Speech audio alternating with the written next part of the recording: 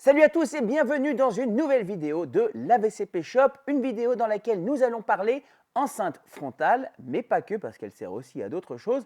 Et on va parler donc de cette enceinte qui est juste ici sur la table qui s'appelle la RLS3. Mais avant ça, évidemment, générique.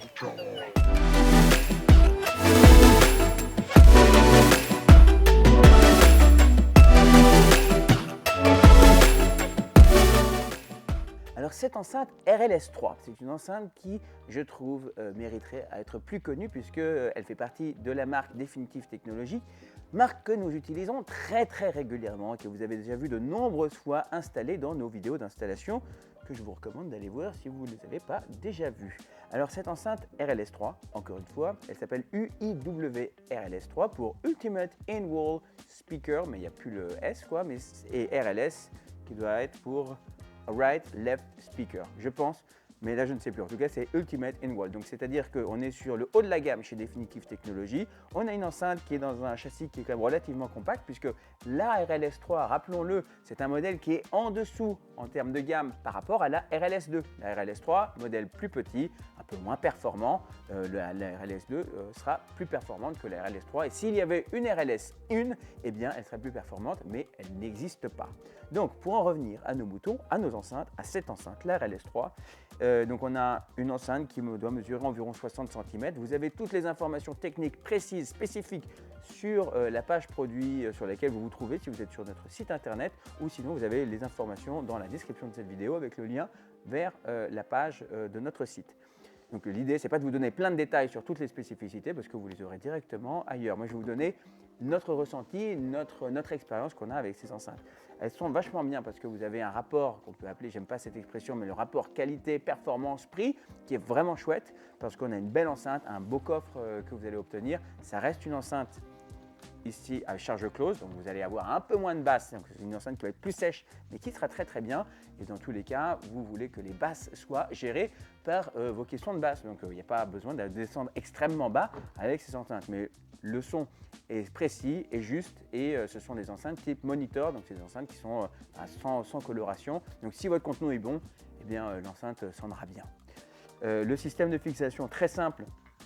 On a ici des petites pattes, hein, c'est un truc standard qu'on a sur la plupart des enceintes. C'est plus ou moins sophistiqué. Là, on est sur une enceinte qui est quand même qui est quand même vachement abordable, et surtout par rapport aux performances. Donc, ce qu'on fait Definitive Technologies, c'est qu'ils n'ont pas facilité plus que ça les choses. Il y avait d'autres marques, nous on utilise beaucoup les enceintes, par exemple les BW, Bose et Wilkins. Vous avez des systèmes de fixation qui peuvent être plus simples, plus élégants, plus sophistiqués. Là c'est plus simple, des vis, vous vissez, la patte se dévisse ici et va se serrer sur le placo et votre enceinte va être connectée à votre placo très facilement. Un truc important, si vous installez cette enceinte, parfois vous avez fait, donc dans les installations qu'on a réalisées, que vous avez préparées en amont pour nous avant qu'on vienne chez vous, vous avez mis comme des coffres à l'intérieur des cloisons. Vous n'avez pas juste découpé le placo, mais vous avez fait vraiment un coffre. J'en ai déjà parlé dans d'autres vidéos, mais c'est une erreur. Ne faites pas ça parce que vous avez ici, là je vais vous sauver beaucoup de temps et d'énergie, vous avez ici les petits bitoniaux là, qui sont là pour les connecteurs. Ce sont les connecteurs pour mettre les fils. Ça sort, c'est-à-dire que si vous avez fait un coffrage qui est totalement fermé à l'intérieur, vraiment une caisse dans laquelle vous voulez entrer l'enceinte, il faudra faire une découpe supplémentaire pour pouvoir mettre pour faire passer les fils et les picots qui sont là, enfin les connecteurs. J'y arrive. Donc, vous allez aussi vous retrouver sur à couper le rail. Enfin bref, c'est un enfer. Donc s'il vous plaît, juste découpez votre placo très simplement, installez votre enceinte, vous la mettez dedans, vous l'insérez, vous vissez les différentes vis et ça se passera très bien. Pour la suite de cette enceinte, sur la présentation, vous avez donc en termes de design, un design assez classique. Donc on a ici deux membranes pour les médiums graves. Et ici, les aigus qui sont là, donc c'est un tweeter qui va disperser le son. Le type de son que vous allez obtenir sur ces enceintes est vraiment vous avez une large diffusion, donc c'est pas quelque chose qui est très focalisé, donc c'est très agréable à utiliser dans un sens ou dans l'autre. Vous pouvez les mettre à la verticale, l'horizontale comme celle-là, ou à la verticale si par exemple vous faites une installation salle dédiée. Néanmoins, comme je vous le disais, cette enceinte, c'est pas la meilleure de la gamme par rapport à la RLS2 qui sera meilleure, donc qui aura plus de coffres et que je vous recommande, surtout que la différence de prix est vraiment très faible entre la RLS3 et la RLS2. Donc, si c'est chaud au niveau du budget, vous prenez la RLS3, vous aurez un bon résultat, mais la différence de prix est vraiment mineure. Moi, je ne vais pas utiliser ces enceintes-là pour des enceintes frontales, même si ça a été fait pour ça. La seule raison qui pourrait vous entraîner à l'utiliser en enceinte frontale, c'est évidemment le budget ou soit aussi peut-être la taille. Peut-être que vous avez une télé qui est plus petite ou voilà, que vous voulez mettre ces enceintes-là autour, à gauche, à droite. C'est un truc qui marchera très bien comme ça. Et si vous prenez la RLS2. Moi, ces RLS3, je les utilise pour les mettre en surround, pour les wide et pour les enceintes surround. Cette enceinte-là est excellente. Elle sera un peu moins diffuse forcément que les enceintes bipôles comme les RSS2, hein, donc c'est des enceintes bipôles qui vont disperser le son. Mais si vous avez une grande pièce et que vous voulez avoir un bon son qui tourne autour de vous, et bien ces enceintes-là, c'est comme ça moi que je les utilise. Vous avez ici une bordure blanche qui est déjà peinte en blanc quand elle est livrée et qui va recouvrir la découpe du placo.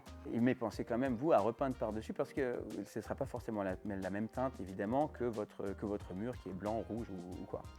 Vous avez ensuite les grilles. Alors ça, c'est pas la plus grande qualité des enceintes. Vous avez une grille qui est élégante, mais avec un grillage qui est assez, qu'on pourrait appeler grossier, parce que c'est un grand maillage. Mais ça a été pensé pour ça, parce que ça a été pensé pour que vous la peigniez, vous, encore en plus. D'accord ? Vous pouvez peindre cette grille en plus, et là, vous allez rétrécir la taille des pores que vous avez au niveau de la grille. Et une fois que vous avez fait ça, vous aurez vraiment une grille qui sera très discrète. Donc, pour faire simple, moi, cette enceinte, je l'utilise et on l'utilise, nous, dans nos installations pour les enceintes surround, les enceintes wide. Vous pouvez aussi les utiliser en enceinte frontale, gauche, droite et centre sur une petite installation si vous voulez maîtriser le budget ou parce que vous avez peut-être une télé et que vous ne voulez pas avoir des enceintes trop massives autour. Et vous avez ici la possibilité de la peindre de la manière que vous souhaitez pour qu'elle soit parfaitement dissimulée de votre intérieur. Parce que, évidemment, vous l'avez compris quand même, ça, vous n'avez pas besoin de moi pour que je vous l'explique, c'est une enceinte encastrable. Dernière chose, si vous voulez monter en gamme, vous avez la RLS2 sur laquelle vous pouvez passer, donc meilleur coffre, meilleure qualité sonore, et vous pouvez après encore aller plus loin si vous le souhaitez avec des enceintes comme les BW pour avoir une plus jolie finition et augmenter encore la sophistication du son, le rendu que vous pouvez obtenir. Et voilà, pour moi, c'est vraiment une enceinte, c'est un truc où vous ne pouvez pas vous tromper en surround ou pour une petite installation. C'est tout pour cette vidéo. Merci beaucoup d'être resté avec moi jusqu'au bout. On se retrouve très vite avec une prochaine vidéo de la VC Culture. Bye.